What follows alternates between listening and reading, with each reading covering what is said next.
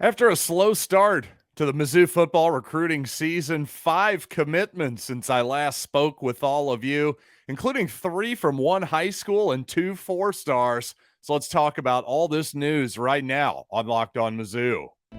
You are Locked On Mizzou, your daily podcast on the Missouri Tigers, part of the Locked On Podcast Network, your team every day.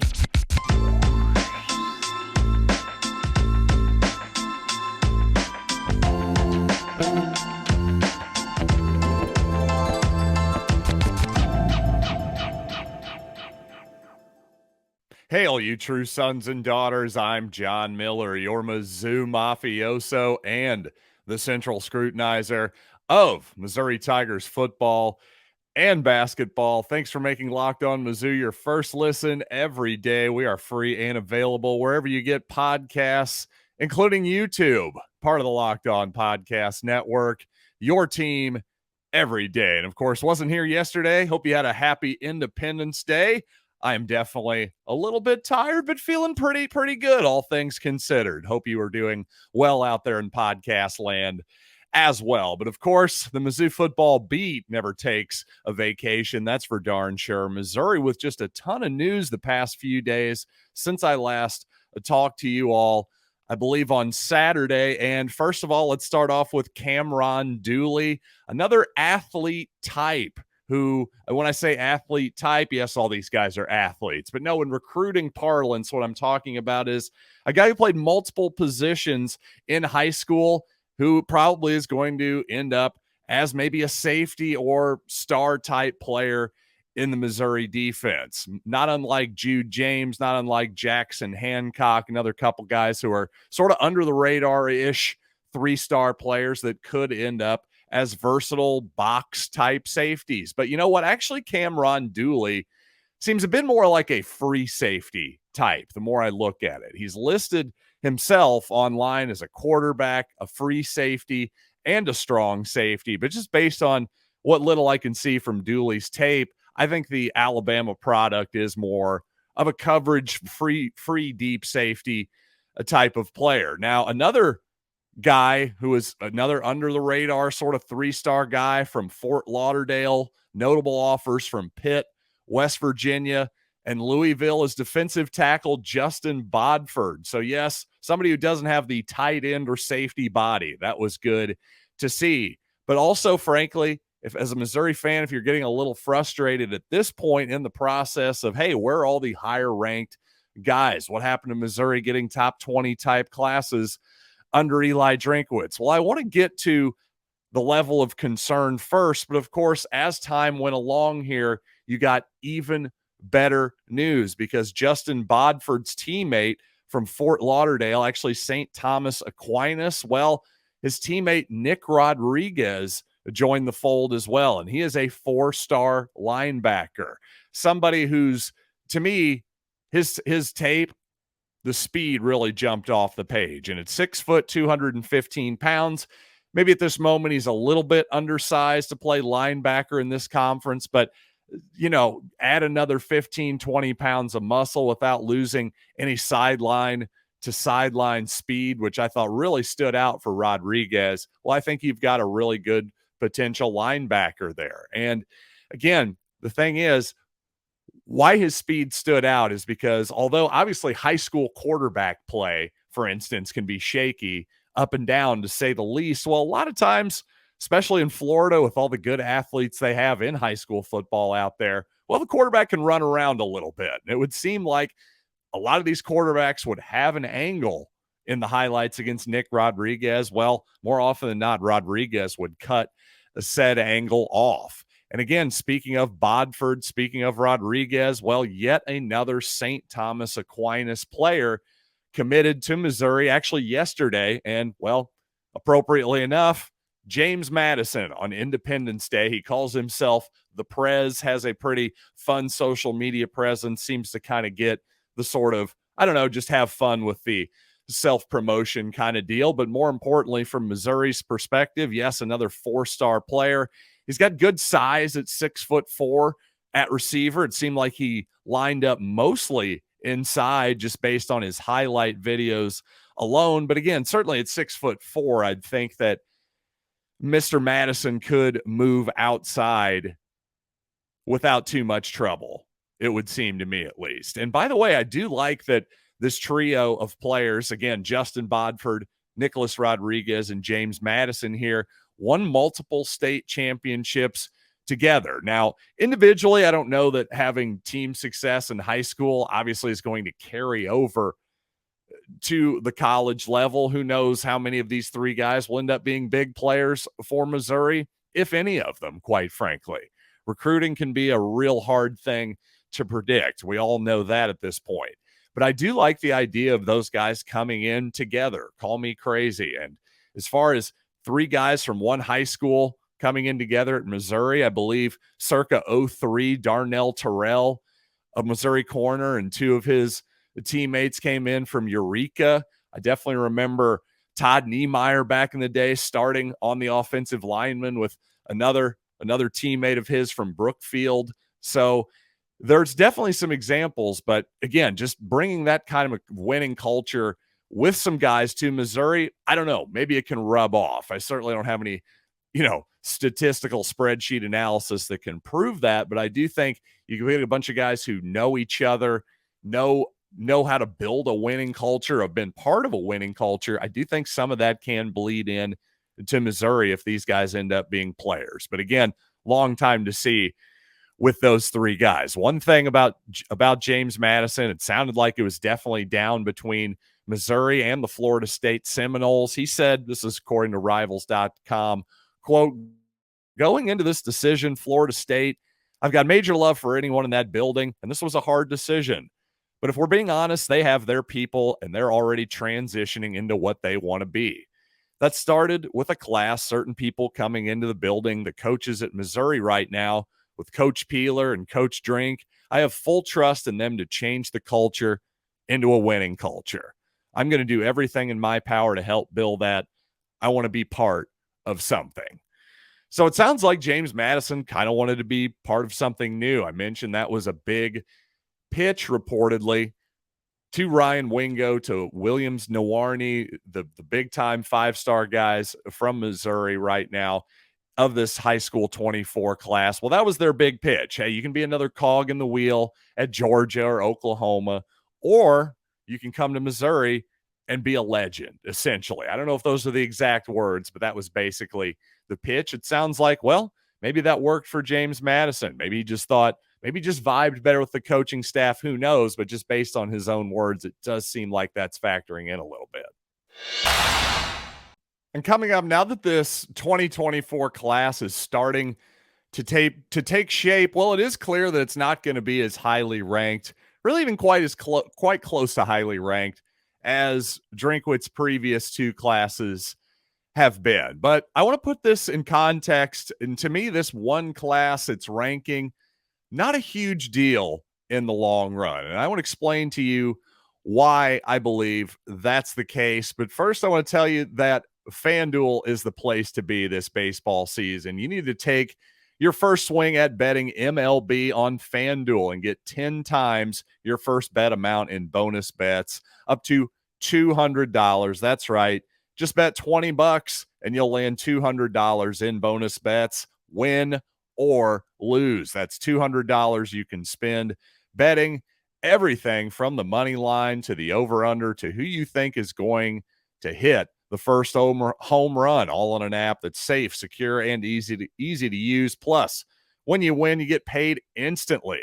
There's no better place to bet on MLB than FanDuel, America's #1 sports book.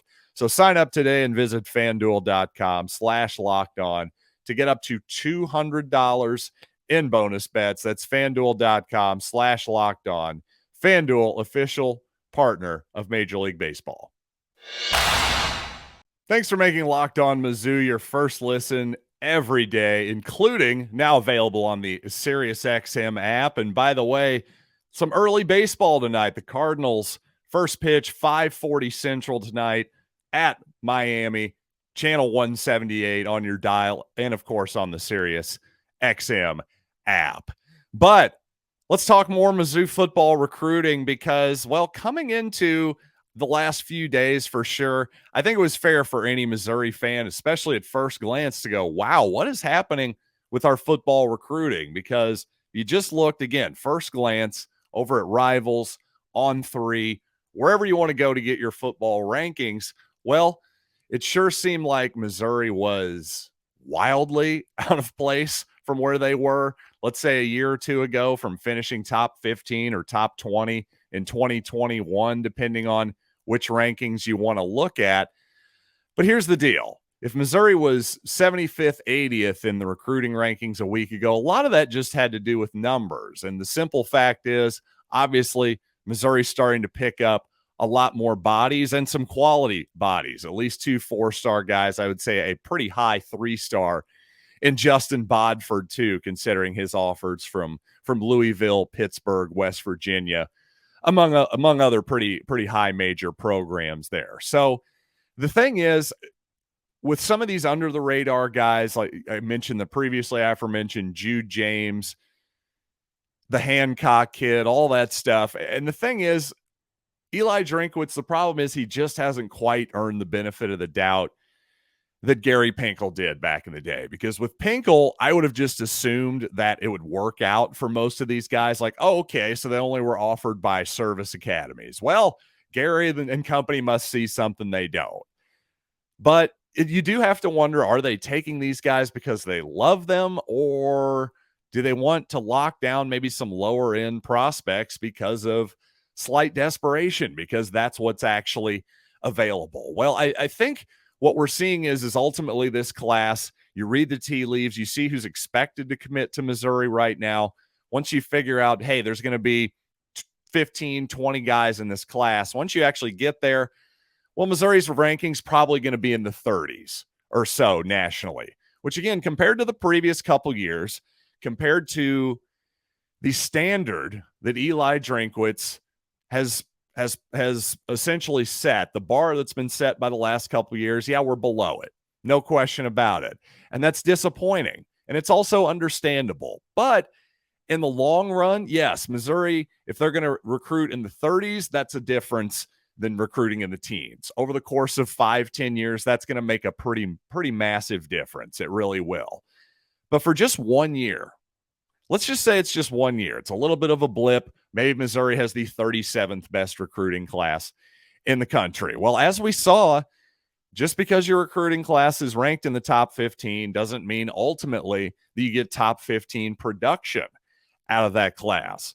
So my point is, this just one class could be actually better than we expect.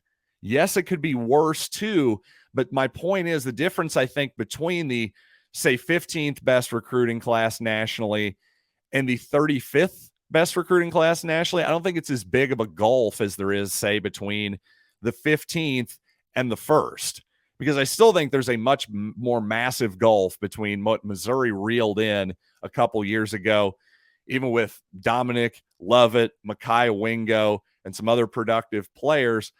But compare that to what Georgia did just on paper that season, for instance, just like, I don't know, a dozen 5-star guys or something absolutely insane. There's a bigger gulf, again, between 1 and 15 and 15 and 35. So ultimately, yes, Missouri will be better if they're consistently higher in the rankings. I just don't think this 1 year, which if Missouri, again, they go 8-4, 9-3, that type of thing this season, well, I think that's not going to affect the 24 class, but I think it will affect the 25 class and give Eli Drinkwitz and company a chance to reestablish that momentum. So again, 1 year, let's not overanalyze it. And I did just want to give a little bit more on Justin Bodford, the defensive tackle, one of the trio from Fort Lauderdale, St. Thomas Aquinas. Well, one thing that's obvious and one thing that I like about any interior player, offensive line, defensive line, I like to see that they have the natural size, because you do worry about, well, sometimes we just assume that, hey, he's 265 and in high school, you can just put another 30 pounds on him. That isn't necessarily the case. And really, again, Bodford, I think he does have the right bod for the SEC to play inside at 6 feet, 290 pounds. And he seems like a versatile player, at least when you look at him in college. Played some as a 1 technique, some as a 3 technique. And just to give you a quick review, Gridiron Glossary. Well, if you play the 1 technique, that means you're a little bit more of a run stopper, because that 1 gap, well, that means you're playing between the guard and the center. Whereas the 3 technique, you're playing between a guard and a tackle. So you're a little bit more versatile at that spot. Think Chris Jones of the Kansas City Chiefs, for instance. Darius Robinson often plays a lot of 3 tech for the Tigers as well. But I think Chris Jones is certainly a really good example if you're a Chiefs fan. Just keep that in mind. But again, I think that Bodford, with those offers, with that good natural size, again, comes from a winning high school environment. I think a decent pickup for the Tigers that really is, I'm almost surprised, again, with that natural size. Are people worried about at 6 feet? Are his arms maybe a little short or something like that? You'll have to forgive me. I haven't thrown the tape measure on the young man yet, but I think there's something maybe a little bit more here than at first glance. And coming up, speaking of linemen, well, let's go to the other side of the ball and talk about the Missouri offensive line, which certainly had its struggles last season in 2023. Well, Javon Foster can't really be blamed for that, can he? I think most of us realize that his play was really solid last season, but I will say, I honestly think even if Javon Foster is unquestionably the absolute best offensive lineman in college football this season, hypothetically, it's actually not going to matter if the other guys aren't up to snuff. So I want to talk about that right after these quick words. So the best offensive line I've ever seen in Missouri history is without question the 2013 Tigers. There's lots of debate on, hey, who was better, 2013 or 2007, as far as which is the better team. I don't think when it comes to up front, the front 5, the hog mollies on the 2013 offensive line, I don't think there's really a comparison. That's just by far the best I've seen. And the fact that 4 of those guys played in the NFL pretty significantly too, in a lot of cases. By the way, Mitch Moore still very much alive and well in the NFL, by the way, among others. But the thing is, even though 4 of those guys played in the NFL, the 5th guy, Max Copeland, of course, a memorable personality, but he was a really good player as well. At the very least, a solid SEC contributor. Certainly was not a weak link whatsoever, despite being the one starter who didn't take a snap in pro football.